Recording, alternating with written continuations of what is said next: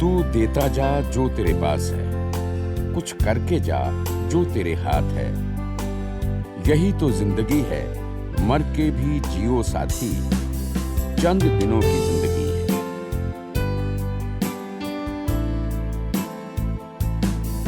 ये अल्फाज सिर्फ अल्फाज नहीं, हकीकत है। एक ऐसे नायक की जिंदगी के जिसे ना सिर्फ देश बल्कि पूरी दुनिया वाटरमैन ऑफ इंडिया यानी भारत के जल पुरुष के नाम से जानती है। अरावली पर्वत के इर्द गिर्द घने जंगल और पानी के ये जोहड़ इस एक इंसान की 32 सालों की तपस्या का नतीजा है। पानी का काम है, इस पानी के काम की जो मूल आत्मा है उसमें शांति है, उसमें समृद्धि है, पानी में स्नेह है, प्यार है, पानी में सम्मान है। तो जो लोग पानी को प्यार करते हैं, सम्मान करते हैं, वो अपनी धरती को, प्रकृति को सम्मान करते हैं।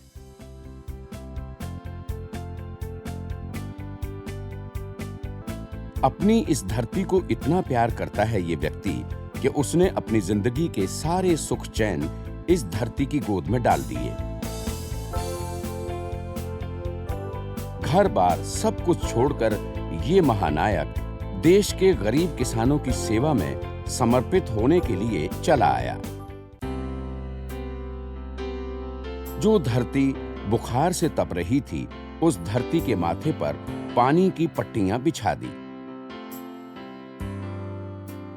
असलियत में ये जो काम है, इस काम की इस 21वीं शताब्दी में बहुत ज़रूरत है, क्योंकि हमारी धरती को बुखार चढ़ रहा है, मौसम का मिजाज बिगड़ रहा है।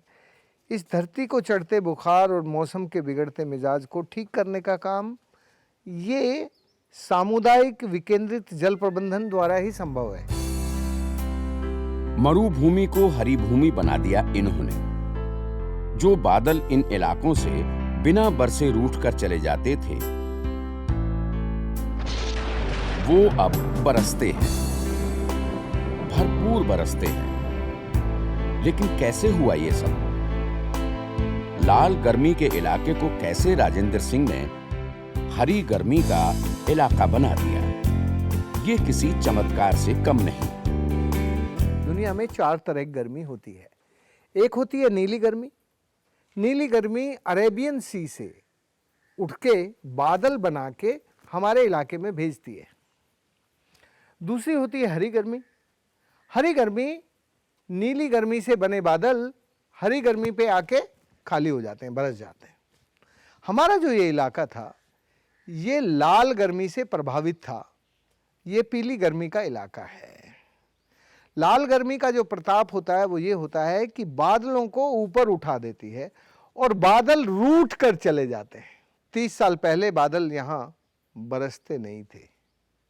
अभी बादल रूठ कर नहीं जाते, अब बादल रूठते नहीं हैं, अब बादल यहाँ बरसते हैं। साल 1984 की शुरुआत यानी तकरीबन 32 साल पहले रूठे बादलों को मनाने के लिए जतन शुरू हुआ।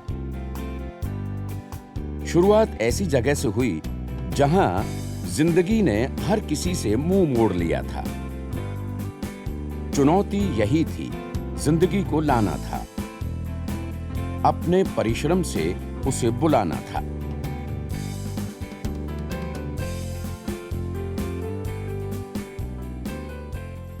तो मैंने उस ज़माने में, अब से 32 साल पहले, पानी को पकड़ के धरती के पेट में रखने का काम शुरू किया। वो जो काम है वो अकाल का इलाज है। धरती के ऊपर पानी रहता है तो सूरज चोरी कर लेता है, लेकिन धरती के नीचे से चोरी नहीं करता। तो हमारे ज़्यादातर तालाब, बांध, जोहड़ ऐसे बने कि धरती के पेट में पानी रहता है, धरती के ऊपर नहीं रहता।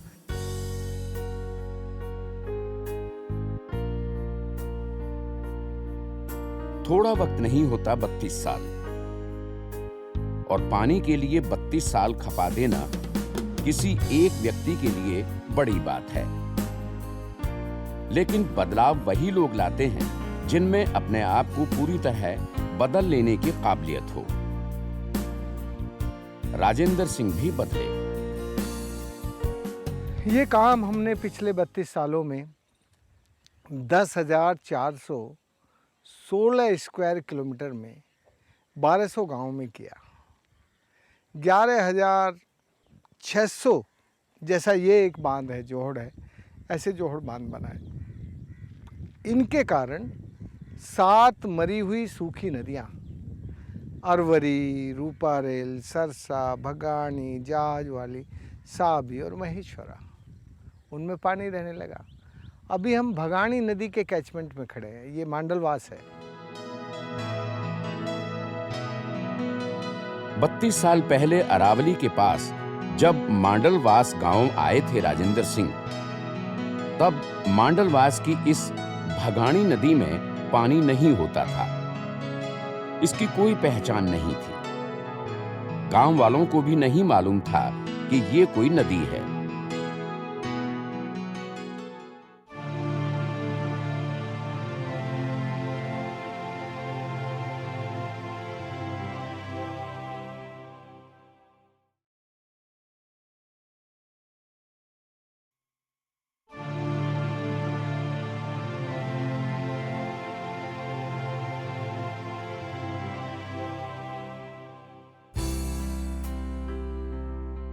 बत्तीस साल पहले अरावली के पास जब मांडलवास गांव आए थे राजेंद्र सिंह, तब मांडलवास की इस भगानी नदी में पानी नहीं होता था।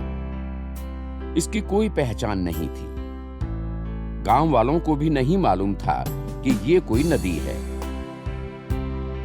नदी ही नहीं, खेत खलियान, कुएं सब सूखे हुए थे। लेकिन राजेंद्र सिंह ने गांवों को समझाया, उनमें एकजुटता लाई, खुद भी और लोगों से भी मेहनत करवाई और देखते ही देखते मांडलवास की तस्वीर बदल गई। छोटे छोटे बांध बनाए गए, बरसात के पानी को रोका गया और सूखी धरती के पेट में पानी पहुंचा। पानी आया तो खुशहाली लेकर आया।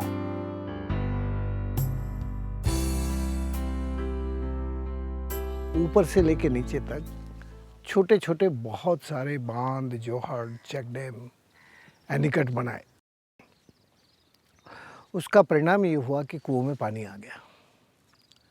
कुओं में पानी आ गया तो खेती होने लगी। खेती होने लगी तो जो लोग बेपानी होके लाचार हो रहे थे, उनके पास पानी आ गया। किसानों की ज़िंदगी में इस पानी के साथ जो बदलाव आया, जैसे ही पानी आया वैसे ही किसान की ज़िंदगी में पैसा आया। और पानी के साथ दूध का भी गहरा रिश्ता है। जैसे ही पानी आया वैसे दूध भी बढ़ा, दूध में से भी पैसा मिला। यहाँ के लोगों ने मिलकर, तरुण भारत संघ के साथ मिलकर जो एक लंबे समय से 32 सालों में काम किया, वो आप देख सकते हैं कितना पानी भरा है, मीलों दूर तक। 3 साल भी यदि बारिश ना आए तो इनके पास पानी की कमी नहीं पड़ेगी। इन्होंने अपने 3 साल के संकट से निपटने के लिए पानी का इंतजाम किया है। भगवान के समान मानते हैं इनको, भगवान की बरोबर के ही मान रहे हैं। हमको सहयोग दिया इन्होंने, आगे बढ़ाया और हमको पनपाया। जैसे भगवान तो जन्म देने वाला है, पर हमको आगे बढ़ाने वाला और पनपाने वाला यही भाई साहब है। 32 साल पहले मैं इस गांव में आया था, तब इस कुएं पर एक भी डीजल इंजन नहीं था। था क्या? नहीं, पानी नहीं था। अभी इस एक कुएं पे 6 डीजल इंजन है और फसल है और हरियाली है, हरा जंगल है। ये जंगल बचाने का काम गांव के लोगों ने किया है। ऐसा काम सिर्फ मांडलवास में नहीं हुआ, 19 जिलों में 1200 गांवों में हुआ। परिणाम ये हुआ कि जो नदियां सूख चुकी थीं, उनमें दोबारा पानी आने लगा और नदियों के इस पानी ने पूरे इलाके को हरा भरा कर दिया। किसानों की जिंदगी में बड़े बदलाव आए।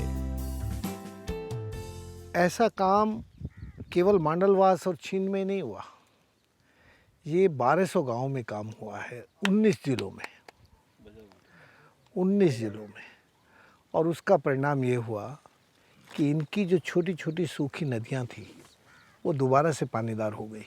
फिर इस पूरी भगानी नदी पर करीब 300 वहाँ तक नीचे जहाँ वो बड़ी उसमें जगह दूसरी नदी में जब जाके मिलती है, रेडिया कने पालपुर, इन सब पूरी सीरीज में, यहाँ पीला पानी में, कांकवाड़ी में, सब जो बने उसके कारण वो पूरी नदी बहने लगी। तो एक तरह से किसानों की ज़िंदगी में खेती में परिवर्तन आया, रोज़गार मिलने लगे।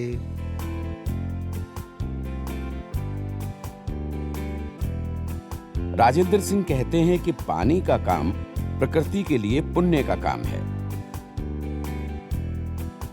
क्योंकि पानी से सिर्फ इंसानों का नाता नहीं है। प्रकृति में जो तमाम जीव जंतु और पेड़ पौधे हैं उन्हें भी पानी चाहिए, लेकिन इंसान ने अपनी हरकतों की वजह से उनके वो इंतजाम छीन लिए जो उन्हें प्रकृति ने दिए थे। उसी भूल को सुधारने का काम हो रहा है। भगवान की दी हुई बूंदों को सहेजकर दोबारा धरती के सूखे पेट में रखा जा रहा है। ये जो पानी का काम है, ये एक तरह से प्रकृति के लिए बड़े पुण्य का काम है। ये पानी है तो पक्षी आएंगे, जानवर आएंगे, जंगली जानवर आएंगे। जब कहीं पानी नहीं होता तब यहाँ आके पानी पीते हैं। तो एक तरह से ये पानी का काम प्रकृति के पुण्य का काम है। इसी भाव से यहाँ के लोगों ने, मांडलवास के लोगों ने और पूरे इलाके के लोगों ने अपने अपने गांव में भगवान की दी हुई पानी की बूंदों को पकड़ के धरती के पेट में रखने का काम किया। अब तो ये ऊपर तो तुम्हें पानी दिख रहा है, पिछले 15 दिनों में 3 फुट पानी नीचे चला गया। कहाँ गया वो? धरती के पेट में गया। धरती का पेट पानी से भर गया। तो जब धरती का पेट पानी से भर जाता है तब इसमें पानी भरा रहता है, फिर नीचे नहीं जाता। लेकिन जब तक धरती का पेट खाली है तब तक वो पानी धरती के पेट में जाता है। तुम ये देखो, सूखे की वजह से इन इलाकों ने बड़ी मुश्किलों का सामना किया है। खेतों को अपनी आंखों के सामने बंजर होता देखा है। इसी लाचारी में पलायन होते देखा है। लेकिन सिर्फ एक प्रयास ने सारे इलाके की तस्वीर को बदल कर रख दिया। यही प्रयास गांव की शक्ल बदलेगा, फिर जिले की, फिर राज्य की और फिर देश और दुनिया की। मांडलवास के लोगों ने अपने पानी को रोकने का काम किया, अपनी किसानी को खुशहाल बनाने का काम किया। यहाँ की जवानी अपने गांव की खुशहाली के काम में जुटी है। मांडलवास खुशहाल होगा तो ये अलवर ज़िला होगा, फिर पूरा राज्य होगा, पूरा देश होगा।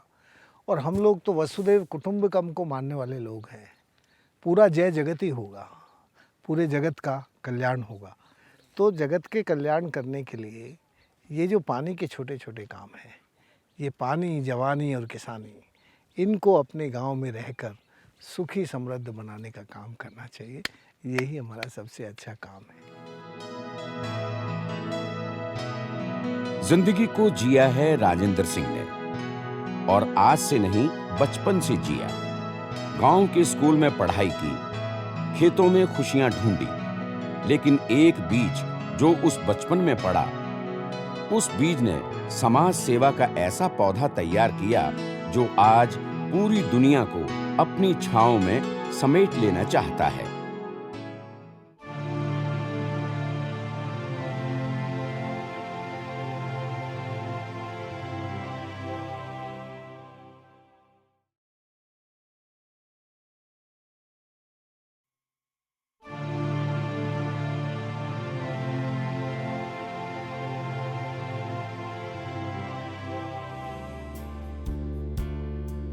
जिंदगी को जिया है राजेंद्र सिंह ने, और आज से नहीं बचपन से जिया। गांव के स्कूल में पढ़ाई की, खेतों में खुशियां ढूंढी, लेकिन एक बीज जो उस बचपन में पड़ा, उस बीज ने समाज सेवा का ऐसा पौधा तैयार किया जो आज पूरी दुनिया को अपनी छांव में समेट लेना चाहता है। मैंने अपने बचपने में भी समाज के जो गरीब और पिछड़े लोग थे, उन लोगों के साथ, उन बच्चों के साथ खेलना शुरू किया, उन बच्चों के साथ रहना शुरू किया और उन बच्चों को अच्छी किताबें देने का काम मैंने शुरू किया। मैं कई बार तो अपनी किताबें उनको दे देता था। तो वो जो मेरा बचपना था उसमें मुझे कभी कोई किसी तरह की तंगी नहीं आई। हम बहुत एक्टिवली समाज के भले के कामों में लगे थे और जैसे थोड़ा बड़ा हुआ तो बड़ौत में पढ़ने जाता था, रोज़ बस से जाना आना। लेकिन अपने खेत के साथ हमारे रिश्ते नहीं टूटे। तो खेती और मेरी पढ़ाई दोनों एक दूसरे के साथ जुड़ी हुई थी, पूरक थी और मुझे अपनी पढ़ाई से ज़्यादा मज़ा अपनी खेती के काम में आता था। अब राजेंद्र सिंह के काम को पूरी दुनिया में पहचान मिल चुकी है। वो खुद दुनिया के 27 देशों की यात्रा कर चुके हैं, कई जल यात्राएं निकाल चुके हैं। दुनिया भर से लोग उनके काम को देखने भारत आते हैं। एक छोटे से गांव में काम शुरू करके फिर एक बड़े क्षेत्र में काम शुरू हुआ। अब मैं देखता हूं कि 2001 में जब रेमन मैग्सेसे से मिला तो एशिया भर में लोगों ने बुलाना शुरू किया, इस काम के बारे में जानना शुरू किया। सबसे ज़्यादा अफ़गानिस्तान के लोग यहाँ आए, इराक के लोग आए, ईरान के लोग आए, पाकिस्तान के लोग आए और अमेरिका, यूरोप के तो इतने देशों के लोग आए कि उनकी गिनती करना मुश्किल।